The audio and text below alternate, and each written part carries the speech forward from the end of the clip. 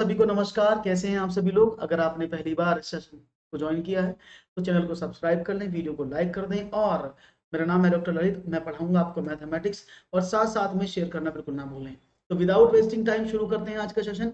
और रखता हूं पहला प्रश्न आपके स्क्रीन पर, और देखते हैं क्या होगा आज का पहला प्रश्न। सिंपल सवाल है। 70,560 में 5 और 6 के स्थानीय मानों का गुणनफल कितना है? यानी the product of the local value of 5 and 6 in given digit. इस गिवन डिजिट में आपको बताना है 5 और 6 दोनों के स्थानीय मान यानी लोकल वैल्यूज यानी प्लेस वैल्यूज का मल्टीप्लीकेशन कितना है। तो ये आप सब जानते हैं कि 70560 में अगर मैं 6 के स्थानीय मान की बात करूंगा तो 60, और 5 के स्थानीय मान की बात करूंगा तो कितना होगा? 500, क्योंकि स्थानीय मान स्थान पर डिपेंड करता है। और आपने कहा ओके, तो क्या करें? मल्टीप्लाई कर दें। 0 0 और 5 छंग 30 यानी 3000 एकदम, और 30,000 एकदम सही जवाब। ऑप्शन नंबर सी एकदम करेक्ट आंसर है। 30,000, क्योंकि 3 जीरो ये हो जाएंगे और 5 अंक 30 यहाँ पर, तो 30,000 आपका आंसर बन जाएगा। बहुत ही बढ़िया से जवाब दिया आपने। पहला प्रश्न स्थानीय मान से। दूसरा, 3 की 3 क्रमागत गुणज संख्याओं का योग 99 है। ये गुणज होंगे। The sum of 3 consecutive multiple numbers of 3 is 99. These will be the multiple, और these multiple will be what? ये संख्याएं कौन कौन सी होंगी? सवाल ये है। 3 के 3 क्रमागत गुणज यानी क्रमागत है। अगर मैं बेसिक से बात करूं, अगर मैं बेसिक की बात करूं और बेसिक से हम सवाल की बात करें, तो हम मान सकते हैं, अगर हम x मान के करें तो पहला फैक्टर अगर उसका x है तो दूसरा x+1 क्रमागत होती है, तीसरी x+2। क्योंकि 3 के मल्टीपल हैं तो सब में 3 की गुणा भी कर दो, क्योंकि 3 के मल्टीपल सारी संख्याएं हैं। अगर मैं इनको ऐड करूं तो 99 आना चाहिए। देखते हैं कितना हुआ। 3x plus 3x plus 3 plus 3x plus 6 is equal to 99। 3 3 6 9x plus 9 is equal to 99, और 9x is equal to 19 minus 9, और x is equal to 90/9 that is 10। तो x का वैल्यू 10 है, तो पहली संख्या 3x थी, तो 30 33 और 36। ये तो हुआ बेसिक से जो आप बुक में करते हैं, ऐसे आपको मिलेगा बुक्स में। अगर आप समझदार हैं और थोड़ा सा दिमाग लगाएंगे तो बिल्कुल इजी मिल जाएगा। 3 के मल्टीपल है। अब देखो 24 भी 3 का मल्टीपल है, 33 42, लेकिन इनके अंदर कॉन्जुगेट का मतलब क्या है? हर किसी के अंदर +3 का डिफरेंस होना जरूरी है। हर किसी संख्या के अंदर +3 का डिफरेंस होना जरूरी है। ये क्रमागत है लगातार जिनके अंदर 1 का डिफरेंस है। सिर्फ यही ऐसा ऑप्शन था 30 + 3 33 + 3 36, जिसमें 3 के क्रमागत हैं, इन 3 3 का अंतर है, और टोटल 99 है। राइट ऑप्शन आप ऐसे भी निकाल सकते थे, ऑप्शन नंबर सी इसका एकदम करेक्ट जवाब है। और जिनको बेसिक से समझना है वो इस तरह से क्वेश्चन को कर सकते हैं। एक और सवाल। 4 और 2/3 समकोणों में डिग्रियों की संख्या कितनी है? तो number of degree in 4 and 2/3 right angle is what? देखते हैं जवाब क्या मिलता है। 4 और the number of degree in 4 and 2/3 right angles is. तो देखते हैं। 4 समकोण आप सभी जानते हैं, एक राइट एंगल में या एक समकोण में 90 डिग्री होते हैं, 90 डिग्री होते हैं। तो समझो 4 समकोण में, तो 4 में कितने हो गए? आपने कहा 4 गुना 90 360, और फिर 2/3 समकोण, तो 90 का 2/3 दैट इज 60। तो जोड़ दें तो कितना हुआ? Total 420 degree. यानी ऑप्शन नंबर बी इसका सही जवाब होगा, क्योंकि 4 और 2/3 समकोणों में डिग्रियों की संख्या कितनी होगी? That is 420। इजी है, समझ में आ रहा है, इजी सवाल है। अभी धीरे धीरे लेवल बढ़ेगा सवालों का, और पैडागोगी भी इसमें है, तो डोंट वरी, आराम से समझते रहिए और क्वेश्चन को करते रहिए। 15 दिनों में मिनटों की संख्या निम्न में से किसके सेकंडों की संख्या के बराबर है? Number of minutes in 15 days, which of the following is the number of second equal to? यानी 15 दिनों में मिनटों की संख्या जो नीचे ऑप्शन दिया है घंटों में सेकंडों की संख्या के बराबर है। तो ऐसे प्रश्नों को करते समय हमेशा एक चीज आपको याद रखनी है, क्या? कि जब आप 15 दिनों में मिनटों की संख्या ज्ञात करने की बात करेंगे तो आप पूरा कैलकुलेशन मत करो। आपने क्या देखा? 15 दिन है, 15 डेज है। 15 दिनों में मिनटों की संख्या, मिनट कितनी होगी एक दिन में? 24 घंटे, और एक घंटे में 60 मिनट। तो इसमें मल्टीप्लाई नहीं करना, सिंपल सिर्फ इतना रखना है कि 15 दिन, एक दिन में 24 घंटे और एक घंटे में 60 मिनट।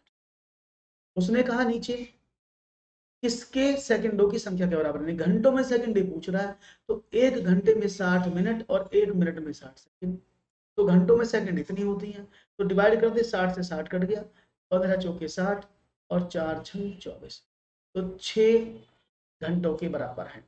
तो अब इसमें मल्टीप्लाई के चक्कर में पड़ेंगे तो बहुत मुश्किल हो जाएगा, क्योंकि आपको पहले इन सब का मल्टीप्लाई करना पड़ेगा, फिर 3600 का भाग करना पड़ेगा, जो आपकी कैलकुलेशन को बढ़ाएगा। तो आपको कैलकुलेशन को बढ़ाना नहीं है, कम करना है। समझ में आ गई बात कैसे करना है? बहुत ही इजीली आपने समझ लिया होगा कैसे कर सकते हैं इन सवालों को। तो फिर खुशी की लहर आपके खेमे में दौड़ चुकी है। तो एक और सवाल, संख्या 105 के गुणनखंडों की संख्या है। गुणनफल, ओ ये दो क्वेश्चन एक साथ जुड़ गए हैं भाई, पहले इसको देख लेते हैं। 105 में ये अलग क्वेश्चन है, ये क्वेश्चन नेक्स्ट है, ये क्वेश्चन नंबर 6 होगा। ये एक साथ जुड़ गए हैं, उसको आप बताएंगे अभी। तो उसने बोला 105 में गुणनखंडों की संख्या कितनी है, पहले ये सवाल है, ये नीचे वाले सवाल का ऑप्शन लिखा है यहाँ पर। तो the number of factors of 105 is what. यहाँ से इस क्वेश्चन को भी आगे बाद में बताऊंगा, पहले इतना देखते हैं। तो किसी के भी फैक्टर्स कैसे निकालते हैं, बहुत सिंपल तरीका है। या तो आप ऐसे काउंट कर लो, 1 से कटेगी, 2 से कटेगी, 3 से कटेगी, 4 से कटेगी, 5 से, 6 से, 7 से, 8 से, 9 से, 10 से, फिर 52 से, 53 से, यानी आपको बहुत मेहनत करनी पड़ेगी। अगर मैं आपको बोलूं कि 105 के फैक्टर में ऐसे ही निकालूं तो कैसे करेंगे? अगर ये संख्या 1 से कटती है तो इसके साथ में मल्टीप्लाई किया जाएगा 105, तो एक इधर से गया तो दूसरा लास्ट से मिल जाएगा। 2 से कटता नहीं है, 3 से काटे तो आपने कहा 35, 5 से काटे आपने कट जाएगा 21, और 7 से काटे 15, और किसी से कटता है? आपने कहा 8 से भी नहीं कटेगा, आपने कहा 9 से भी नहीं कटेगा, 10 से कटता नहीं, 11 से नहीं कटेगा, 12 से नहीं कटेगा, बाकी नहीं किसी से कटेगा। तो कितनी संख्या आई? That is 1 2 3 4, total 1 2 3 4 5 6 7 8, total number factor कितने हैं इसके? 8। ठीक है, ये तो हुआ ही है वाला सवाल। दूसरा सवाल क्या था, दूसरा भी देख लेते हैं। ये सेकंड सवाल क्या है, इसको दिखा देते हैं हम आपको। पहला वाला सवाल को मैं यहाँ से हटा देता हूँ, इस वाले गुणनफल 102 गुना 201 में से क्या घटाया जाए ताकि 19,999 प्राप्त हो जाए। इसके लिए क्या करेंगे, देखो अब तरीका ये है कि 102 में 201 की गुणा करो। ये तो आपको मुश्किल पड़ेगा क्योंकि आपको 3 अंक की गुणा है, तो क्या कर सकते हैं हम डिस्ट्रीब्यूटिव लॉ लगाएंगे।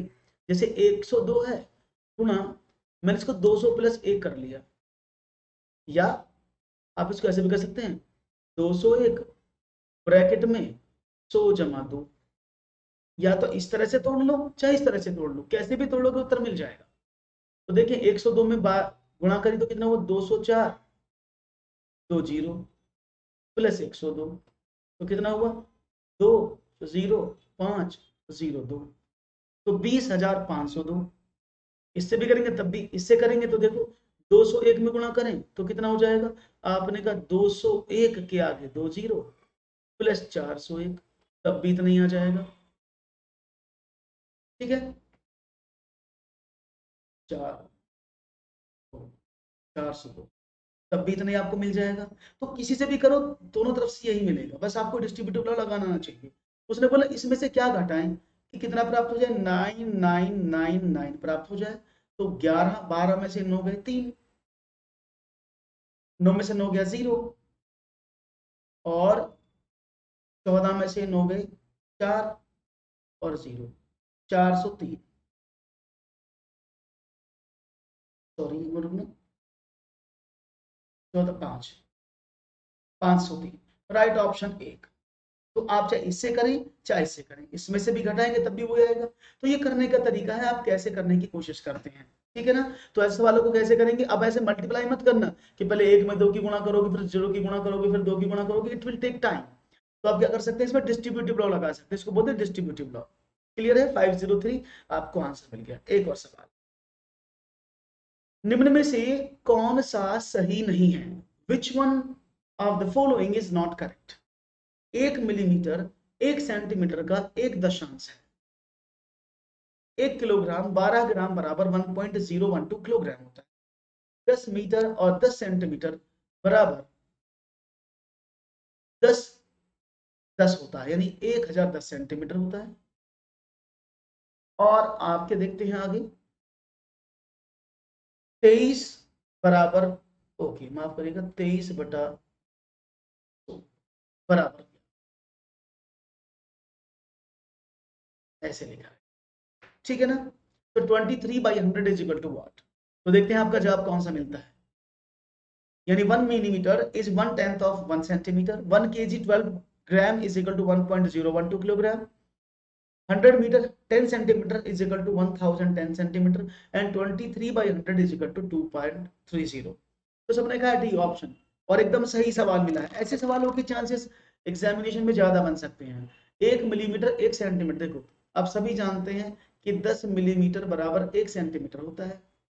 तो 1 mm बराबर क्या हो जाएगा, आपने कहा 1/10, जो कि उसने बोला 1.1/10 है। क्लियर है।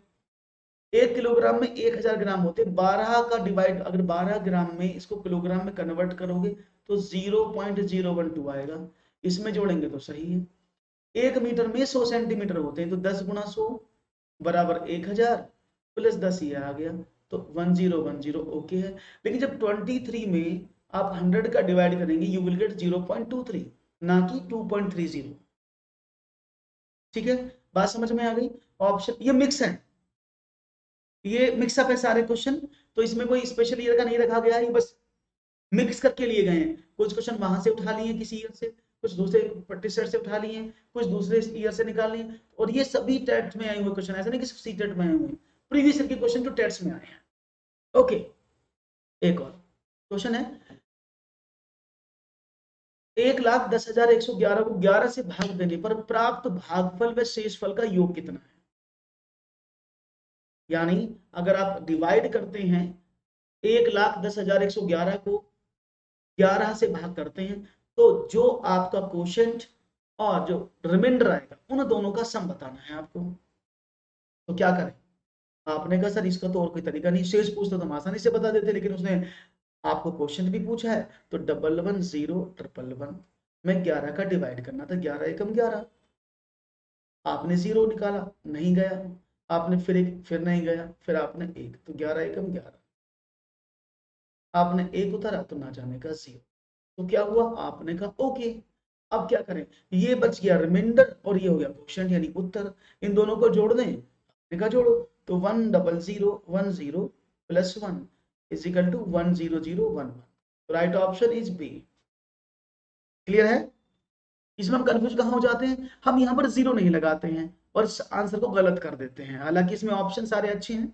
अगर कहीं 2 लिखा होता तो इट मे बी पॉसिबल, अगर मैं यहाँ एक ऑप्शन नहीं देता 1002, तो बहुत सारे बच्चे इसको कर सकते थे, ऐसा मुझे लगता है। इसलिए जब आप भाग डिवाइड करें तो प्लीज कॉन्सेंट्रेट कि वो कैसे हो रहा है। क्लियर है, बहुत बढ़िया, बात समझ में आ गई। एक one more question for you guys, ये रहा आपके स्क्रीन पर, तेजी से पढ़ेंगे क्वेश्चंस को जिससे गलती ना हो, 30 के 30 क्वेश्चन हम जल्दी से कर लें। 100 नहीं, दैट इज 4। अच्छा मैंने बी पर निशान लगा दिया, हाँ ओके, डी ऑप्शन है, माफ करिएगा मैंने डी पर निशान लगा दिया, बी पर लगा दिया, डी पर लगेगा निशान।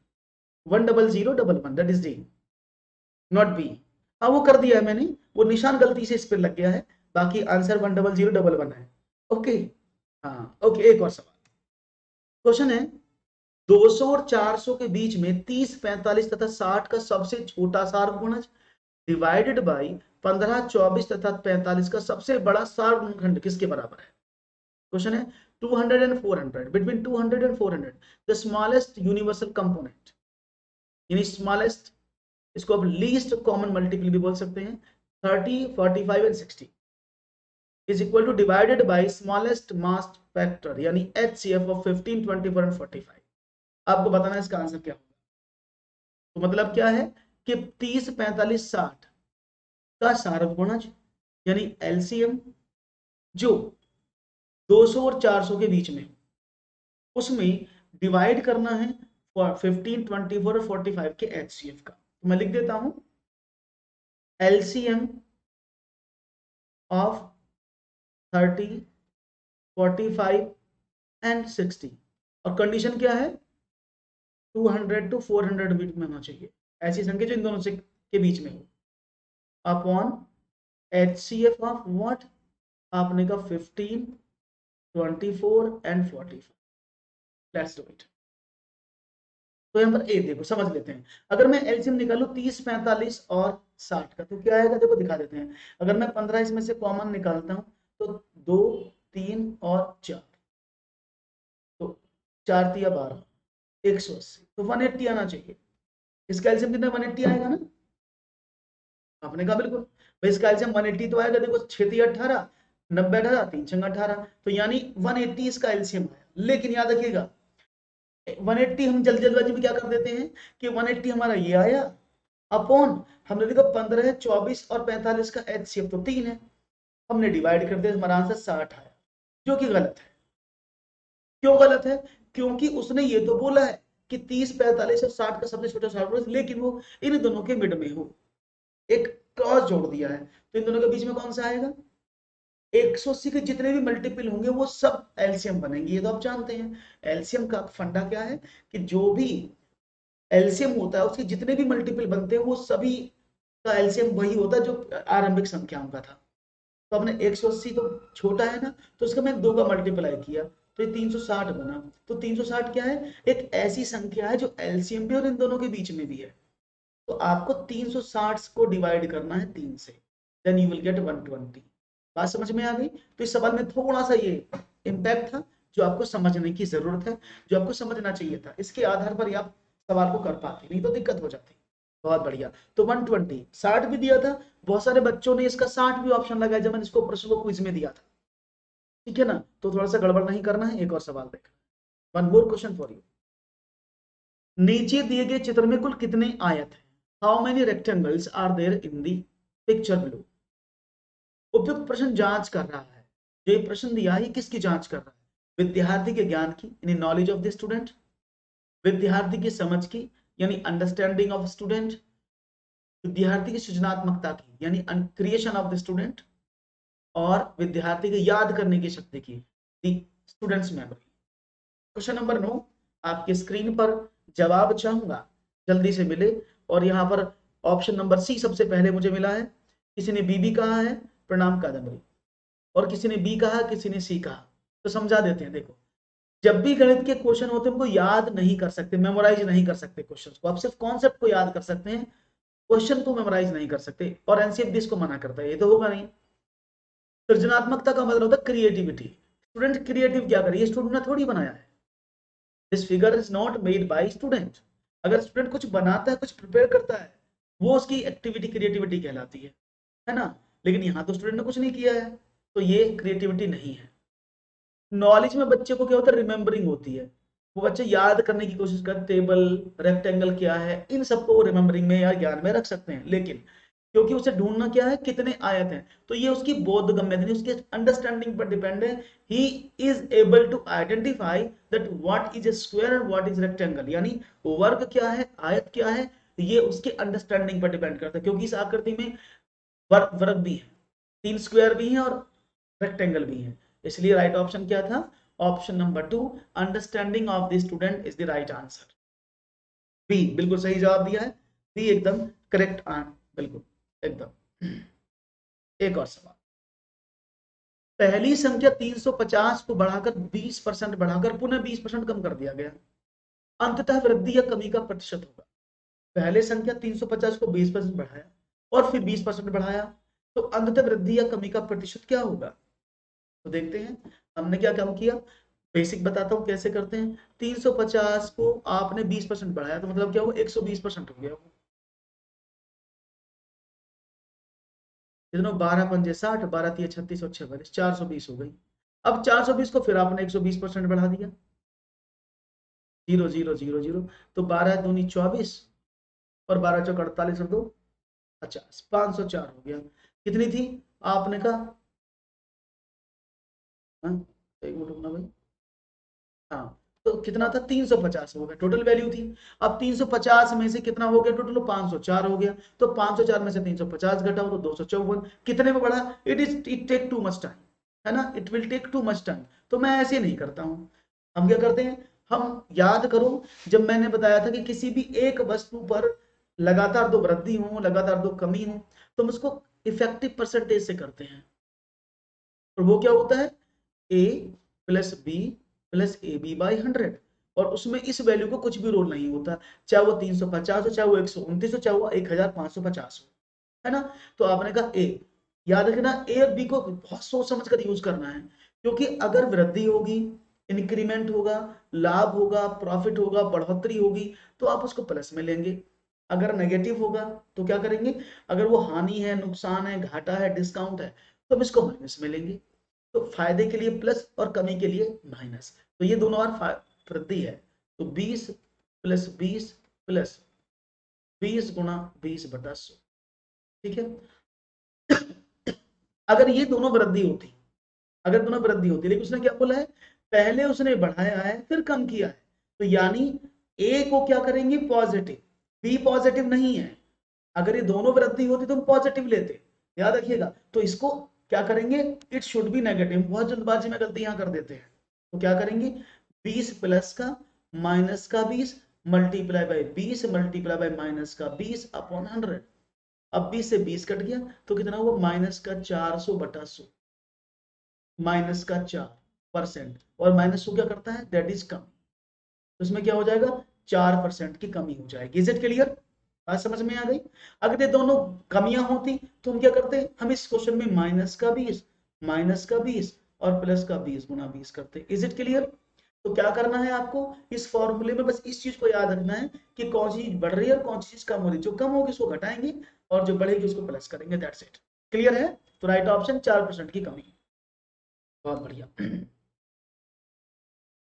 क्वेश्चन मिस है, 14 लीटर 280 मिलीलीटर संतरे का जूस, 18 लीटर और 830 मिलीलीटर गाजर का जूस, दोनों को एक साथ मिलाया गया। इस मिश्रण में से 15 बोतलों को, जिनमें से प्रत्येक में 1.5 लीटर मिश्रण आता है, भरा गया है। शेष कितना मिश्रण बच गया। क्वेश्चन है, 14 लीटर 280 मिलीलीटर संतरे का जूस, 18 लीटर 830 मिलीलीटर गाजर का जूस, उन दोनों को साथ मिलाया गया। इस मिश्रण में से 15 बोतल भरी, हर एक बोतल में 1.5 लीटर मिश्रण आता है, तो भरा गया। तो शेष मिश्रण कितना बचा, तो क्या करेंगे, तो पहले देखेंगे टोटल हमारे पास मिश्रण कितना था। 14 लीटर 280 ml तो ये था, 18 लीटर 830 ml ये था, तो टोटल कितना मिश्रण हुआ हमारे पास। आपने कहा 0, 8 और 3 11, 8 तो 10 और एक 11, वहां से लगा एक, 18 14 32 और एक 33, तो हमारे पास 33 litre 110 millilitre juice total available है। क्लियर है, आपने कहा बिल्कुल। उसने कहा इसमें से 15 बोतल भरी गई और एक बोतल में 1.5 लीटर आता है, तो यानी 222.5 लीटर जूस जो है वो 22.5 लीटर जूस भर गया, तो कितना हुआ 22 लीटर 500 मिलीलीटर, इसमें से निकाल दिया, कितना बचा। आपने कहा 0 1 और 16 11 में से 5 गए 6, 10 लीटर और 610 मिलीलीटर, यानी option number D is the correct answer. B नहीं होगा, 9 लीटर नहीं है, इट वुड बी 10, 9 नहीं होगा, ये 10 होगा, राइट ऑप्शन 4 होना चाहिए। क्लियर है, बात समझ में आ गई। हाँ, तो डी ऑप्शन है। सवाल बहुत आसान था, बस थोड़ा सा घुमा के पूछा गया था, जोड़ नोट घटाने का जो सवाल था, इसमें जोड़ा, घटा गया और गुणा किया, 3 ऑपरेशन इसमें लगे हैं, एडिशन, सब्ट्रैक्शन और मल्टीप्लिकेशन, और तीनों आप लगाने में सक्षम है। बस सवाल की थोड़ी सी भाषा को समझ लेंगे तो सवाल खुद ब खुद आकर आपसे कहेंगे, हम हो जाएंगे। एक और, गोरंग ने सोमवार को 4 घंटे, ये सवाल मुझसे किसी ने पूछा भी था और मुझे भेजा भी था करने के लिए, तो उसको यहाँ पढ़ा दे रहा हूं मैं। गोरंग ने सोमवार को 4 घंटे, मंगलवार को 190 मिनट, बुधवार को 5:20 से लेकर प्रातः 9:10 तक और शुक्रवार को 220 मिनट कार्य किया। उसे 1 घंटा कार्य करने के 42 रुपए मिलते हैं। उसने सोमवार से शुक्रवार तक कुल कितना कमाया। Goran worked for 4 hours on Monday, 190 minutes for Tuesday, and 5:20 to 9:10 a.m. on Wednesday, and 2:20 minutes on Friday. He gets 42 rupees for 1 hour of work. How much did he earn from Monday to Friday? देखते हैं सवाल क्या था। तो देखो, इस सवाल को करने के 2 तरीके हैं, ये तो सभी को घंटे में बदलो, ये सभी को मिनट में बदलो, तो आप आराम से कर सकते हैं। घंटे में बदलना सबको मुश्किल पड़ेगा, क्योंकि उसमें मिनट का दशमलव बदलना पड़ेगा। तो मैंने क्या काम किया, सभी को मिनट में बदल लिया। तो पहले मैं मंडे की बात करता हूँ, ये हो गया मंडे। मंडे की बात करें तो गौरव ने 4 घंटे काम किया और 1 घंटे में कितना होता है, 60 मिनट होती है। तो 240 उसने यहां पर किया, 240, ठीक है ना। ओके, अब क्या करें, अब ट्यूसडे की बात आई। ट्यूसडे में उसने 190 मिनट का 190 ही दिया है। बुधवार को 9:10 से 5:20 से काम किया, तो 70 में से 60 50 और 8 3 घंटे 50 मिनट। अब 3 घंटे 50 मिनट को मिनट में बदलें, तो आपने कहा इसमें 60 की गुणा कर दो, तो 180 + 50 बराबर 230। तो वेंसडे में कुल मिलाकर के 230 मिनट। उसके बाद क्या हुआ, उसने शुक्रवार को 220 मिनट काम किया, फ्राइडे में 220, टोटल कितना हो गया, आपने कहा 0, 9 और 4 13, 3 16 और 2 18, यहां से लगा 1 2 और 1 3 और 1 4 2 6 और 2 8, तो 880 मिनट टोटल काम हुआ। ओके, वैसे यहाँ कुछ मिस है, शायद 4 घंटे 30 मिनट है, 4 से 1/2 होना चाहिए था यहाँ पर, अभी मैं चेक कर लूंगा। तो यहाँ पर 4 से 1/2 होना चाहिए, मैं देख लेता हूँ अभी, ठीक है ना। अब 880 मिनट उसने काम किया। अगर उसने 880 मिनट काम किया है तो उसे 1 घंटे यानी 60 मिनट के काम करने के 42 रुपए मिलते थे। तो मैं कर दूं 880 में अगर मैं देखूं तो 42 रुपए मिले 60 घंटे काम करने, 60 मिनट काम करने के। तो डिवाइड कर 6 7 42, तो 7 8 56, 7 8 56 और 5 61, 616 रुपए। तो इसमें ऑप्शन नहीं है वो, तो यानी मैं सही सोच रहा था, ये आधा घंटा इसमें और ऐड होगा तो ऑप्शन मिलेगा, तो 30 मिनट और जुड़ जाएंगे, तो ये हो जाएंगे 910 मिनट। देख लेता हूँ एक बार, 910 गुणा 42/7, 6 7 42, 7 एकम 7 और 7 9 हाँ, वही सोच रहा था मैं, 4.5 घंटे यहाँ पर है, तो राइट ऑप्शन डी। कैसे करेंगे समझ में आया है, जब 4.5 घंटे से इसका आंसर 637 आना चाहिए, क्योंकि शायद छूट गया 1/2 लिखना इसमें। इज इट क्लियर, कैसे हुआ है, सबको समझ में आया है कैसे हुआ है, क्लियर है, एक एक पॉइंट, कोई दिक्कत तो नहीं किसी को। डी ऑप्शन एकदम करेक्ट है, ये 4.5 घंटे है, तो ये सवाल एकदम करेक्ट है, D is the right option. 4 घंटे होता तो 616 रुपए बनते, जो ऑप्शन में नहीं था। ओके, चलिए तो एक और सवाल देखते हैं फिर, तो समझ में आ रहा है आप लोगों को। 1 लीटर जूस का डब्बा घनाभागार आकृति का है और उसका आधार वर्गाकार है, जिसकी माप 8 × 8 सेंटीमीटर है। डब्बे में जूस की गहराई किसके अधिक समीप है। और ये सवाल जो है ना जूनियर टेस्ट सुपर टेट में भी आया था, ये JS टेट में आया था, जूनियर सुपर टेट में सवाल पूछा गया था इस तरह का एक। तो 1 लीटर जूस का डब्बा घनाभागार आकृति का है, घनाकार आकृति का है, उसका आधार जो है वो वर्गाकार है, जिसकी माप 8 सेंटीमीटर इंटू 8 सेंटीमीटर है। डब्बे में जूस की गहराई किसके अधिक समीप है, ये आपको बताना है। देखो सवाल क्या है, तो देखो, यानी उस डब्बे का जो वॉल्यूम है वो क्या होता है, L × B × H होता है, लेकिन उसने तो 1 लीटर दिया है ना भाई। अगर वो 1 लीटर का डब्बा है तो उसका वॉल्यूम 1 लीटर तो हो गया, मैंने स्टार्टिंग में दे दिया ना आपको कि 1 लीटर का डब्बा है तो उसका वॉल्यूम तो उसका आयतन तो 1 लीटर है ना, और 1 लीटर बराबर 1000 सेंटीमीटर क्यूब होते हैं। तो इसका मतलब क्या है, L × B × H बराबर 1000 होना चाहिए। अब एल भी तो आपको पता 8 × 8 है, तो आपने कहा ओके, तो 8 × 8 इंटू H बराबर 1000, यानी H बराबर 1000 अपॉन 8 × 8। 8 से काटे तो कितना है 125, 8 से काटें तो 8 एकम 8 4 8 पंजे 40, 5 8 7 56 लगभग, यानी किसके समीप हुआ, 16 के समीप। राइट ऑप्शन है ऑप्शन नंबर सी। बस ये सवाल थोड़ा घुमाने के लिए दिया गया है, क्योंकि उसने पहले ही बोल दिया है 1 लीटर जूस का डब्बा है जो घनाभागार आकृति का, जब 1 लीटर का डब्बा है तो यानी उसका वॉल्यूम जो 1000 सेंटीमीटर क्यूब के बराबर है। ठीक है, तो राइट ऑप्शन 16 के वो अधिक समीप होगी इसकी जो ऊंचाई होगी। समझ में आ गया होगा सबको, क्लियर भी हो गया होगा कि इसमें क्या पूछा गया और क्या आपने बताया। दैट्स वेरी नाइस, बहुत बढ़िया, खूबसूरती से जवाब है आपका मिला। देखते हैं आगे क्या चलता है सिलसिला। एक और प्रश्न आपकी तरफ बढ़ चला, क्वेश्चन नंबर नेक्स्ट। एक आयत और एक वर्ग के परिमाप बराबर है, एक रेक्टेंगल है और एक स्क्वायर है, दोनों के जो पेरीमीटर है वो इक्वल है। वर्ग का परिमाप 96 सेंटीमीटर है और आयत की चौड़ाई वर्ग की भुजा से 4 सेंटीमीटर कम है, तब आयत के क्षेत्रफल का दुगना किसके बराबर है?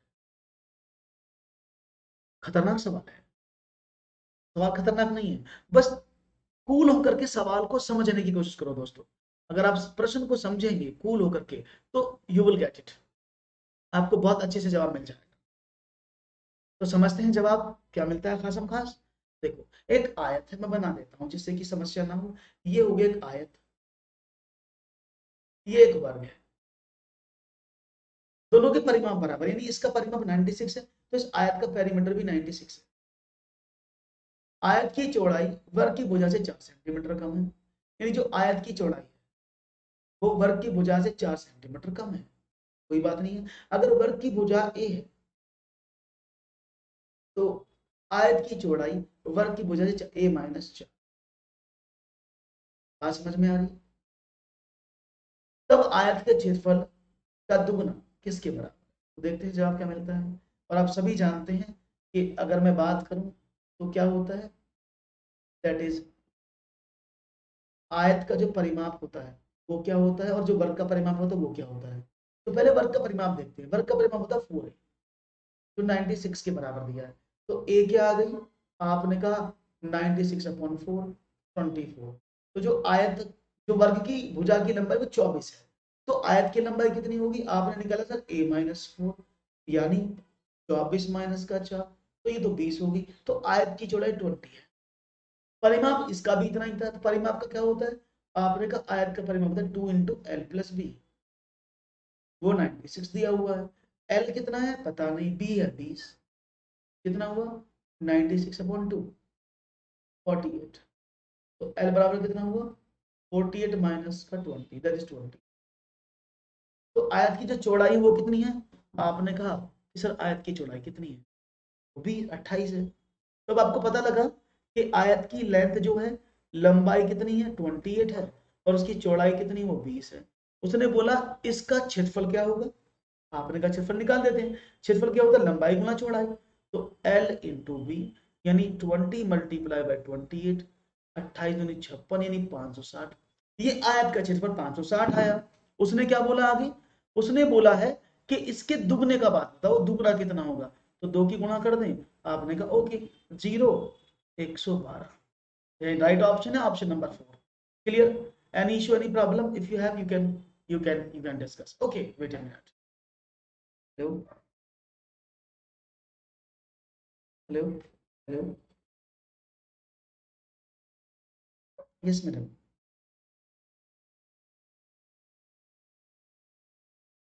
345.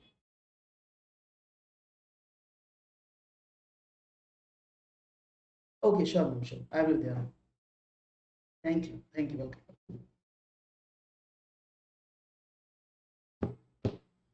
Okay, तो बात समझ में आ गई? Any issue, any problem? No issue and no problem, very good. तो आगे बढ़े, क्लियर हो गया सवाल, कोई प्रॉब्लम तो नहीं किसी को? बहुत बढ़िया। एक और अब थोड़ा सा पेडागोगी पर बात करते हैं। ओके, विनीता एक प्राथमिक विद्यालय में पढ़ाती है, वह गणित की अध्यापिका है। उसने कक्षा 4 में एक प्रश्न को श्याम पट पर लिखते हुए कहा कि इस प्रश्न का उत्तर बताइए, 3456 + 0 बराबर क्या? एक छात्र ने उत्तर दिया कि इसका उत्तर 0 है। छात्र के इस उत्तर से यह निष्कर्ष निकलता है कि क्या? एक, उसे यह समझ नहीं है कि किसी संख्या में शून्य को कैसे जोड़ा जाता है। उसने अध्यापिका की बात ध्यान से नहीं सुनी। उसे यह समझ नहीं कि किसी संख्या में शून्य को जोड़ा अथवा घटाया जाए तो उस संख्या का मान अपरिवर्तित रहता है। उपरोक्त में से कोई नहीं। तो बताना। Vinita teachers in an elementary school. She is a math teacher. She wrote a question in class 4 on the blackboard and said, answer the question. 3456 plus 0 is equal to what? One student answered that it is 0. This answer from the students leads to conclude that 1. He does not understand how zero is added to a number. He did not listen carefully to the teacher. He does not understand that if a number is added to or subtracted, then the value of the number remains unchanged, and none of the above. तो विनीता एक प्राथमिक school में पढ़ाती हैं, वे गणित की अध्यापिका हैं। आपको बताना है उन्हें क्या आपको समझना है सवाल का जवाब। बिल्कुल ए, उसे यह समझने की किस संख्या में शून्य को कैसे जोड़ा जाता है। ऑप्शन नंबर ए मिल रहा है, और यहाँ पर कुछ बच्चों ने सी भी ऑप्शन देने की कोशिश की है, और जिन्होंने कहा ए उनका जवाब गलत है, और जो कह रहे हैं सी वो एकदम सही है। उसे यह समझ नहीं कि किसी संख्या में शून्य को जोड़ा अथवा घटाया जाए तो उस संख्या का मान अपरिवर्तित रहता है, क्योंकि अब सभी जानते हैं अगर इसमें जीरो जोड़ोगे तो ये इतना ही रहेगा, इसमें घटाओगे तो भी ये इतना ही रहेगा।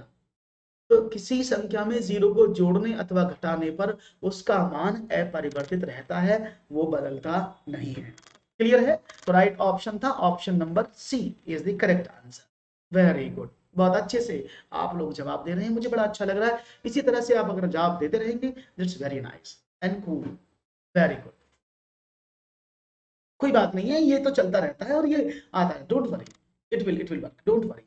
धीरे धीरे आपको समझ में आ जाएंगे सारे सवाल। एक और प्रश्न आपकी स्क्रीन पर, भिन्नों की योग संकल्पना के पाठ पर योजना बनाते समय शिक्षक पट्टी मोड़ने वाली गतिविधि का प्रयोग कर रहा है। उपरोक्त गतिविधि है विषय वस्तु से पूर्व की गतिविधि है, समय की बर्बादी है, विषय वस्तु के बाद यानी पश्च की गतिविधि है, या विषय वस्तु संबंधित गतिविधि है। While planning a lesson on yoga, concept of fractions, the teacher is using a bar turning activity. The above law is what?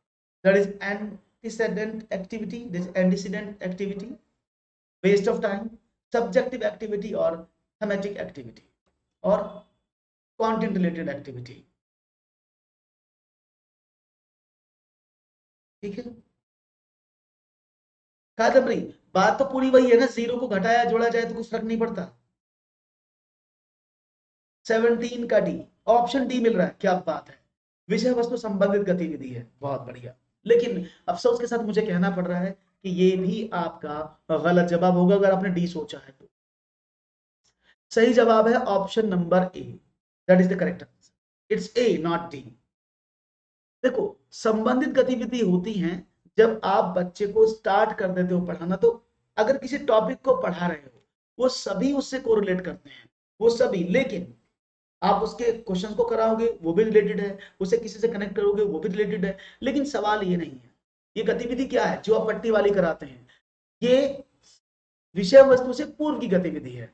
जब बच्चों को भिन्न पढ़ाते हो तो भिन्न आप स्कूल में नहीं पढ़ाते हो डायरेक्ट जाकर के, आप क्या करते हो, आप पट्टी मोड़ने वाला एग्जाम्पल लेते हो, या फिर आप एक ये क्या बनाते हो, एक सर्कल बनाते हो, और इस सर्कल में आप ढूंढते हो ऐसे कि ये कितना है बेटा, बच्चों को बोला जी सर ये तो आधा, अब कितनी 1/4 है। तो इस तरह से भिन्नों की संकल्पना को समझाते समय आप विषय वस्तु पढ़ाने से पहले इन गतिविधियों का प्रयोग करते हो। तो राइट ऑप्शन इसका ए होगा, ना कि डी। ठीक है ना, क्योंकि ये चीजें कंटेंट को पढ़ाने से पहले की जाती हैं, कंटेंट पढ़ाने के साथ नहीं की जाती है ना। और जब उसको कंटेंट को पढ़ाओगे ये एक्टिविटीज पहले कराई जाती जिससे कि बच्चे की संकल्पनात्मक जो विकास है वो ज्यादा हो जाए और चीजों को समझने में उसे आसानी हो। तो राइट ऑप्शन था ए। यदि आप किसी प्राथमिक स्कूल में एक अध्यापक हैं, आप बच्चों का ध्यान रखेंगे, अगर आप प्राइमरी स्कूल में एक टीचर हैं तो आप बच्चों का ध्यान रखेंगे। एक, सभी छात्रों को घर पर गणित के प्रश्न हल करने के लिए कहेंगे, पूरे समय स्कूल में गणित विषय ही पढ़ाते रहेंगे, छात्रों को गणित के प्रश्नों का कठिन अभ्यास करवाएंगे, या छात्रों को गणित की उपयोगिता के बारे में बताकर आत्मविश्वास की भावना का विकास करेंगे। If you are a teacher in an elementary school, your children will take care of, will ask all students to solve mathematics question at home, will continue to teach mathematics in school the whole time, make students practice difficult maths questions, or developing a sense of confidence by telling students about the usefulness of mathematics. So let's see what will be the right answer. और right option क्या मिलेगा, ABCD के रूप में आपका answer मिल रहा है। Okay okay okay, let's see. और यहाँ पर मिला है आपका जवाब बहुत ही बढ़िया से, और जवाब है option number D, correct answer है। छात्रों को गणित की उपयोगिता के बारे में बताकर आत्मविश्वास की भावना का विकास करें, बिल्कुल करेंगे। If you are teacher in elementary school your children will take care of look like this. That is fourth option is the correct option. The right option is 4. क्योंकि बच्चे के अंदर आप कॉन्फिडेंस पैदा करेंगे, क्योंकि बच्चों के अंदर मोटिवेशन करना, उनको कॉन्फिडेंस पैदा करना ये सबसे ज्यादा जरूरी है। उसी से बच्चे के अंदर जब कॉन्फिडेंस आ जाता है तो वो सवालों को करने की कोशिश करता है। Right option D correct answer दिया आपने, कोई भी गलती नहीं है। एक और प्रश्न आपके स्क्रीन पर, कक्षा 4 के छात्रों को यह स्पष्ट करने के लिए कि शेषफल सदैव भाजक से कम होता है के लिए उपयुक्त विधि निम्नांकित दिए गए विकल्पों से चुनिए। कक्षा 4 के छात्रों को यह स्पष्ट करने के लिए कि शेषफल सदैव भाजक से कम होता है, जो आपका क्षेत्रफल है, सॉरी जो शेषफल है वो हमेशा डिवीजर से कम होता है, उसको समझाने के लिए कक्षा 4 के बच्चों को आप कौन सा क्रियाकलाप कराएंगे, कौन सी एक्टिविटी कराएंगे। छात्रों को मौखिक रूप से कई बार स्पष्ट किया जाए, भाग के प्रश्नों को मिश्रित भिन्न के रूप में प्रदर्शित कर स्पष्ट करेंगे, कंचों, गेंदों, पेंसिलों आदि वस्तुओं का भाजक के अनुसार समूहीकरण कर स्पष्ट करेंगे, या भाग के प्रश्न को बार बार हल कर स्पष्ट करेंगे। यहाँ पर जवाब अच्छे से मिल रहा है, मुझे तेजी से मिल रहा है, और मुझे उम्मीद है कि सवाल पर कोई भी प्रॉब्लम या कोई भी आपत्ति नहीं होगी। That's very nice. ओके,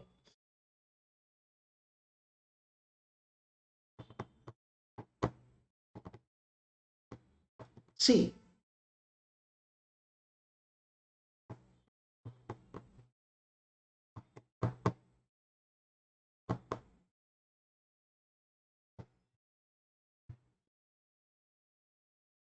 और यहां पर मिला है सी ऑप्शन, बिल्कुल सही जवाब है। देखो, अगर बच्चों को आप समझाओ कि बेटा अगर मैं 17 में 5 का भाग करता हूं तो 5 तिया 15 और 2 शेष बच जाते हैं, मुझे ये बच्चा बोले सर ऐसा क्यों होता है, ये हमेशा इससे कम ही क्यों होता है, तो आप बोलेंगे होता है, लेकिन आप समझा नहीं पा रहे हैं, तो क्या करेंगे आप, किस तरह से करेंगे, ऐसे।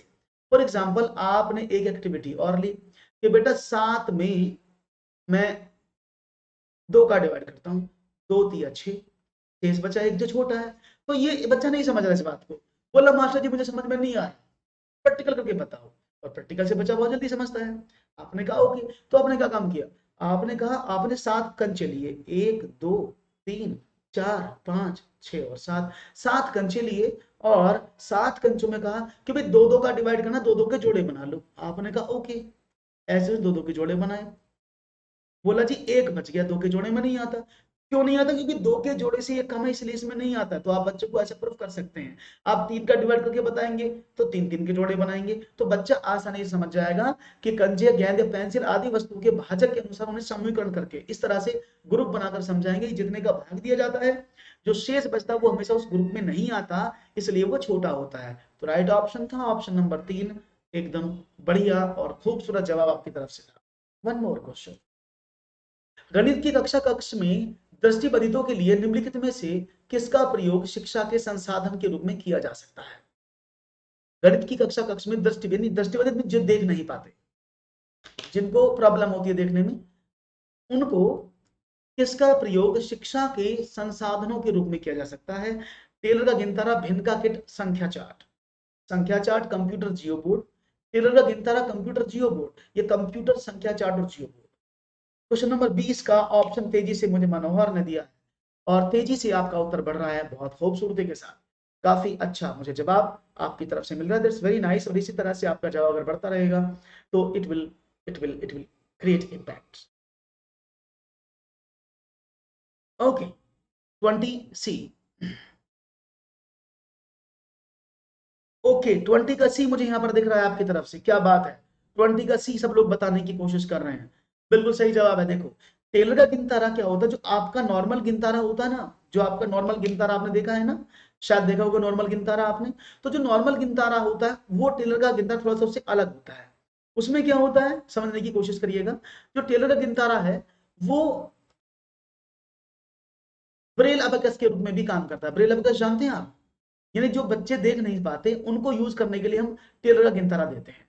उसमें क्या होता है, जो हमारा टेलर का गिनतारा है उस गिनतारे पर आप क्या करते हैं, आप उस पर थोड़ा एक कपड़ा लगा देते हैं, कपड़ा, क्लॉथ, क्लॉथ की कोटिंग कर देते हैं, जिससे कि जो बच्चा उन बोल्स को आगे पीछे करता है तो वो बोल्स जो हैं उसको परेशान ना करें, वो बोल्स जो हैं उसको दिक्कत ना करें।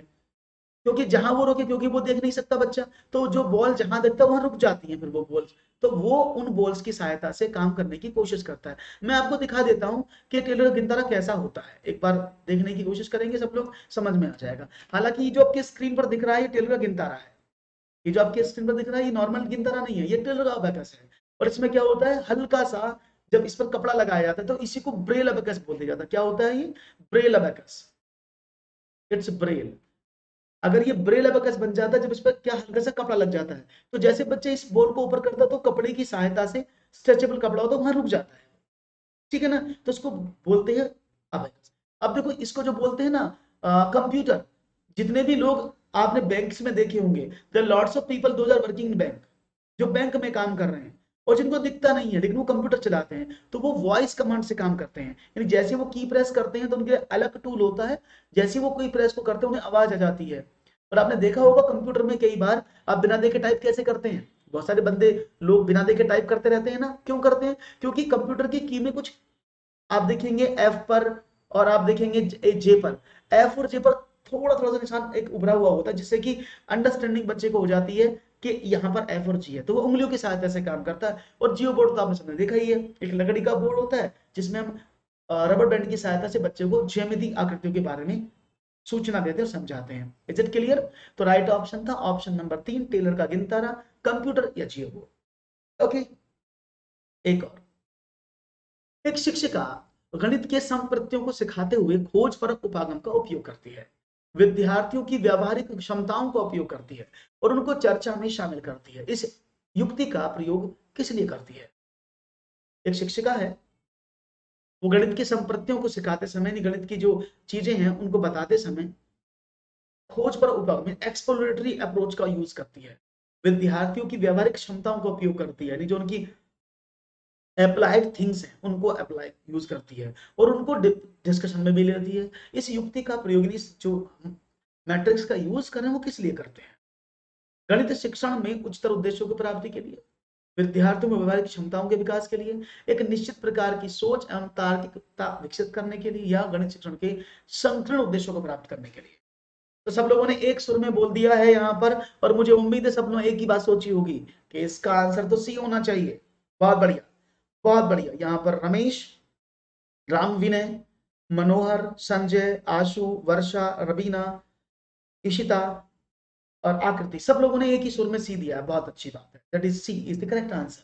क्यों है करेक्ट आंसर? क्योंकि जब वो किसी निश्चित चीज को समझाती है, याद रखिएगा, अगर आप किसी टॉपिक को पकड़ते हैं कि मुझे बच्चों को समझाना है ब्याज, इंटरेस्ट, तो जब मैं उनको इंटरेस्ट समझाता हूं तो मैं इंटरेस्ट के लिए ही तो पढ़ाऊंगा, इंटरेस्ट कर को खोजने के लिए, यानी ब्याज को किस तरह से हल किया जाता है, कौन सी शॉर्ट ट्रिक्स हैं, क्या सही तरीके हैं, किस तरह से आप कॉन्सेप्ट क्लियर कर सकते हैं, इन सब के बारे में तो बात करूंगा, चर्चा इसी बारे में तो करूंगा। इसीलिए जब भी आप डिबेट करते हैं, चर्चा करते हैं, तो उसमें बच्चे को एक निश्चित प्रकार की, एक फिक्स टाइप की, certain type of thinking and rationality का यूज करते हैं। राइट ऑप्शन था ऑप्शन नंबर सी, करेक्ट जवाब है। एक और धर्मेंद्र प्राथमिक स्कूल में अध्यापक हैं, उन्होंने शाम पट पर इस प्रकार लिखा कि 12 और 9 के अंतर को 5 से भाग, तो कोष्टक के रूप में लिखो। सारिका इसी विद्यालय की छात्रा है, यदि उसने सही उत्तर दिया तो निम्न में से उसका उत्तर होगा। कुछ अलग सोचा, क्या सोचा आपने? तो Dharmendra is a teacher in primary school. He wrote on a blackboard in such a way that let the difference of 12 and 9 be 5 to 5, divide by 5 as a brackets. Sarika is a student of a school.